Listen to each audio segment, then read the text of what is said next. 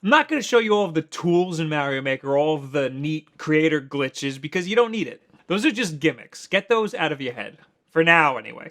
You can create a great level with just the stuff the game gives you out of the box, and the game's tutorial does a pretty great job of showing you how to get started. However, the game doesn't show you how to make a good Mario Maker level, so that's what we're going to talk about.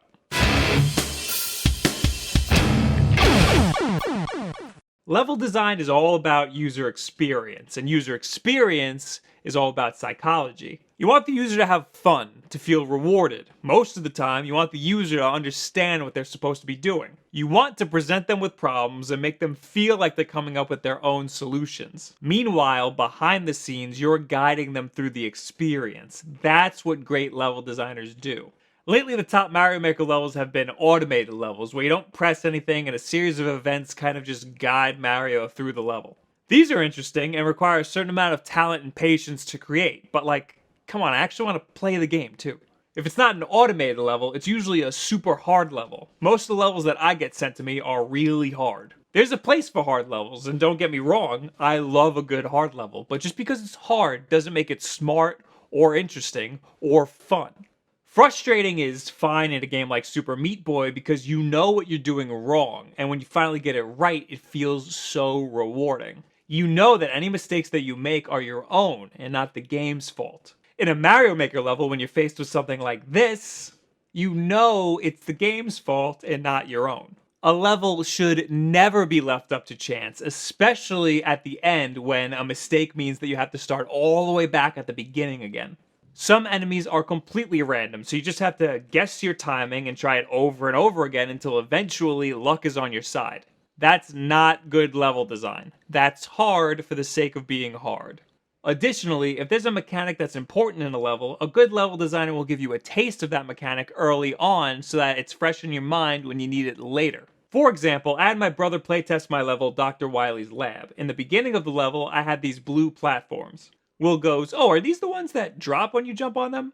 He jumped on one, and he fell to his death. So I added this platform with really enticing coins, so when you jump on the platform, you can watch it fall. This way, you can time your jumps later. On the same note, coins are a great way to give hints to the player. You can leave a trail of coins to show them where they're supposed to jump. Hell, you can even write out stuff in coins if you have the room. You want to include things that make the users feel good, something satisfying, maybe even something that makes them feel powerful. If you're feeling generous, you can give them some power-ups. However, it's not uncommon to make them work for these power-ups. That's called risk-reward. A power-up could be something unnecessary, but something that helps if you're willing to put up with the risk it takes to acquire it. This is both satisfying and helps the user feel powerful. It could also add to the replay value of the level. Long levels are fine as long as they're fun, but sometimes dying and restarting that level can become monotonous, especially if there's long puzzles in them. Solving those puzzles the first time can be fun, but solving them a second time after you know how they can be solved gets boring. If you bore the player, they're going to leave and play another level. Then you're not going to get that sweet, juicy star that everybody's hoping for. It's easy to play your own levels because you know what to do.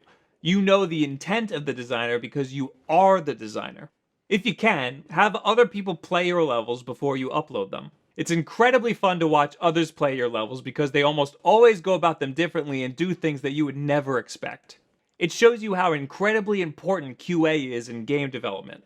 I'd even say that Mario Maker as a whole can teach people that there's a lot of nuance that goes into game design, and it's not as easy as just opening up Unity and sprinkling a bunch of game assets around. If you're into this, check out Polygon series where they have game developers create their own Mario Maker levels. It's really interesting to see their design style come out in a Mario format. Anyway, what do you guys think about creating your own Mario Maker levels? How do you think people should go about them? What do you think about the suggestions that I gave? Leave them in the comments below. Add me on Twitter, all this other social media garbage. I've been streaming Mario Maker a lot lately, and I really like it. I really like playing your levels. I'm also not doing Tuesday live streams anymore. Those are usually Destiny days, and I'm really sorry, but I'm really busy now, so I'm only doing Thursday live streams, and a lot of those are going to be Mario Maker. I'm very sorry. I'll probably sprinkle in some random streams every once in a while, but the scheduled ones are only going to be on Thursday. Monday, so the first day this video is out, I will be streaming on Twitch. On Vicky's channel, me and her are going to be playing Mario Maker, and we're going to be playing Super Smash Bros. She's been talking a lot of and it's not going to work out good for her.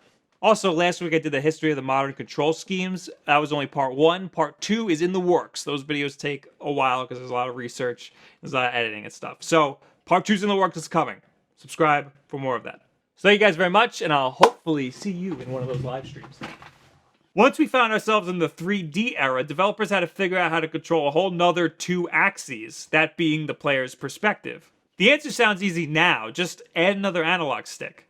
But back then, this seemed super complex. No, I don't think kids are going to go for it. No. Well, until they're going to have... These aren't the only features. These are just the features for right now. They're gonna roll out exclusive content, exclusive to YouTube Red, where creators will create specifically for that platform. Exactly.